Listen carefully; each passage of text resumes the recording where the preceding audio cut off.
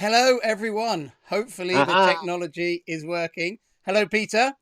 Hello, Good to see you. Alex. Hi. My name is Alex Mustard, and I'm joined today by fellow UPY judge Peter Rowlands, best known as editor of Underwater Photography magazine.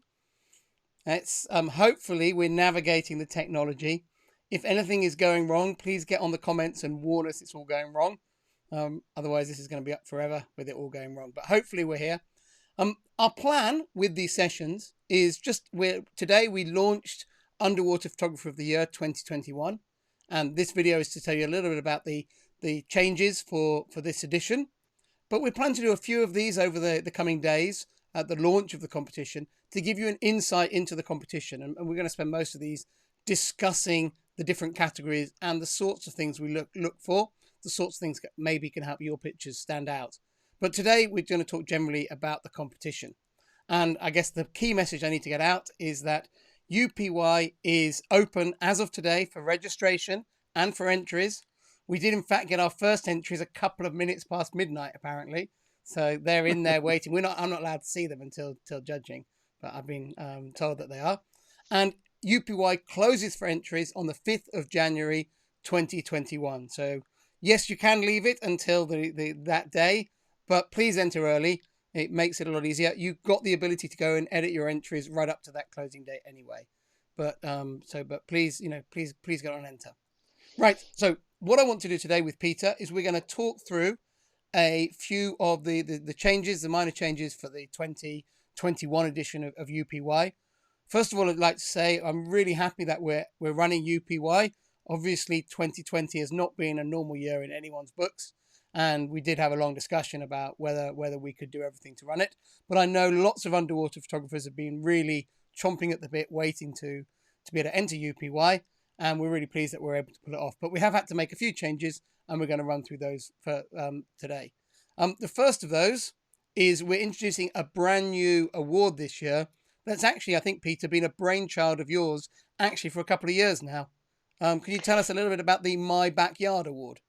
Yeah, the my backyard I started in as a sort of section in UWP magazine, with the intention of highlighting, as the title says, what's in your backyard, my backyard, and it's to encourage, obviously, people not to go so far to take pictures and to maximise what's on their doorstep.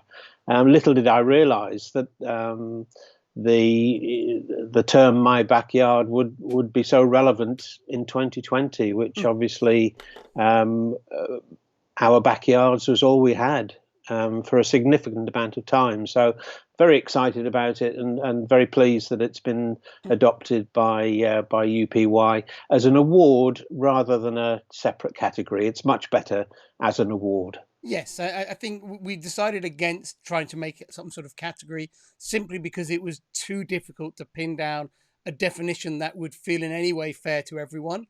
And we accept that. So the way you enter to this award is when you enter your pictures in any category in UPY, there's a little checkbox that next to your upload of every single image that you can click to be considered for the My Backyard Award. The definition of the award, as it's written on the website, is something along the lines of these are for pictures taken close to home.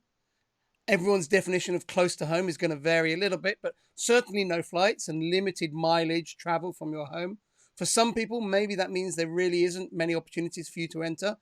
But for most people, I think it will give a whole variety of things. And I know several of our big category winners from the last few years would all have been eligible for this award. So if you're fortunate enough to live somewhere amazing, or even as I know some of our entrants do, live on a liverboard, then of course your home is, is a little bit easier to access than good diving is. Amazing diving is easier to access for you. But those are the rules of the category. So we'll accept that when we judge it. I think we will want to choose a winner, though, that really represents the sentiment of this. So if you happen to have a home that you can travel all around the world to enjoy, maybe a liverboard or private yacht that you can sail to the middle of the Pacific, that's not maybe what we're after. We're really after a picture that captures that feeling, that feels in time with everyone else. One thing I would say is we are happy to answer a few questions during these sessions. I know when we start dealing with the categories, we're likely to get more questions. But if you have any questions, put them in the comments below. And while we're live, we'll try and answer them. So the next topic I wanted to talk about, which is perhaps not so exciting, is that for UPY 2021, we've decided not to have any prizes across the categories. And we've made this decision specifically in support of the dive industry that provides these through sponsorships. We're very proud that in the past, UPY has been a very rewarding contest. Last year, we dished out 49 prizes to different photographers, and we think that must be some sort of record for a competition. But with the dive industry having a very tough year, many resorts have been closed for a lot of the years. Many liveaboards have been not sailing. Lots of people have been out of work or suspended from work through this year. It didn't seem the right time for us as underwater photographers to be going to our colleagues in the wider dive industry saying, where are our prizes? Where are our prizes? And I know that those of you I've spoken to really support this stance. We expect this just to be a one-off for this year. But I think we think it's the right move. UPY is very much part of the diving and underwater photography community, and we wanted to support the community with that decision. You're nodding along there, Peter. Just sometimes less is more, and that the core essence of the competition remains. And unfortunately, 2020 has dealt us a difficult hand, and we've had to cut the cloth accordingly. So let's hope that we can make a real go of UPY 2021. Yeah, and I think what we're going to do is we're definitely going to work really hard to make sure that our winners get as much international media exposure as they ever do, which I know photographers really value and has been really important for people's career development. And I would like to say thank you to all our sponsors. And in fact, many of them, when we contacted them and told them that we didn't want a prize this year, many of them were willing to give prizes, but we decided, in fairness to all of them, we'd much rather make a unilateral decision and say, we're going to run UPY without prizes this year. But we're keeping their names, those that sponsored us last year, on our website as a thank you and to continue to support them. Right. The next announcement was the awards ceremony. This year, with the difficulty of gathering together in any part of the world, we're expecting to announce online. We've done that in the past with UPY, and we're planning to have an online ceremony. I know a lot of big competitions in the last year have gone over to this format. We've actually done it in the past, so for us, it's going back to something we know. I have to say, though, it is more fun to be on stage and get together. And I think one thing this year's taught me is how nice it is to see people face to face rather than across a Zoom meeting like this, Peter. Yeah, you can't replace face to face. It's just inevitable. Because of sponsorship, we're able to make 2 of our categories in UPY free to enter this year. The British Waters Living Together category, that category is free to enter. And as it has been in the past, the Marine Conservation Photographer of the Year category is also free to enter. So do spread the word around about those 2. Hopefully we'll get some nice entries for them. The final things I wanted to run through was, remember, on underwaterphotographeroftheyear.com, our website, you can go there now and register, and you can enter the competition. You can pay entry fees and that sort of thing, and start being part of it. Please spread the word about UPY. We really appreciate that.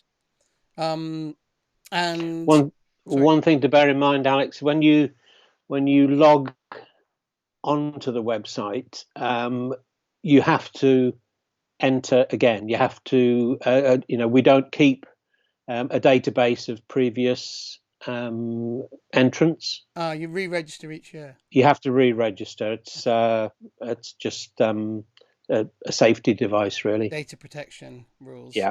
So so even if you're our overall winner from last year, Greg, you have to register again. We don't know who you are. You're a stranger to us. Okay. And then there are a couple of questions and comments coming in, so I'll whiz through those. So let me see if I can get them to come up on the screen. There we go. Hello, Fabio. Fabio's saying, "Hi, Fabio. Backyard is an amazing idea." There you go, Peter. You have a supporter. Well, modesty forbids, but I am very excited about it because of its possibilities. But it is, again, absolutely right that it's not a category in its own right. It is it's category-less. In other words, it's any images but from your backyard. So it would be really great if everybody gets on board, as we've had to this year in a lot of cases. And I'm very excited to see what comes in. And I think we're planning as well to, certainly within the yearbook, is to flag all the entries that were backyard images as a way to encourage people to remember what can be done close to home. There's a message from our friend, Saeed. Let me just put him. There we go. Goes, hey, Alex and Peter, at last something to look forward to in this crazy year. Yeah.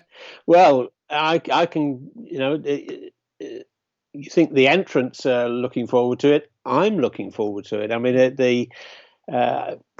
there's no denying for me personally that the UPY images, looking at the images, are the highlight of my calendar, and it's great that we're going ahead, and I think we've got the balance right, and bring it on.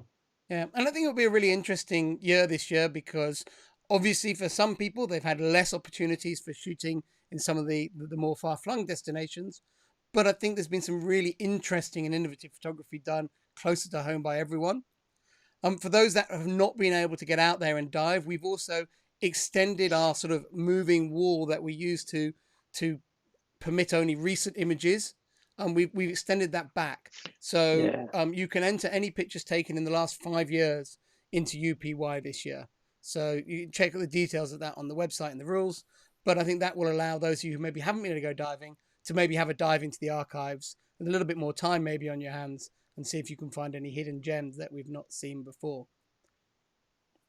Right. Those are the comments that we've had in during this broadcast. I think that's a pretty good place to wind this one up.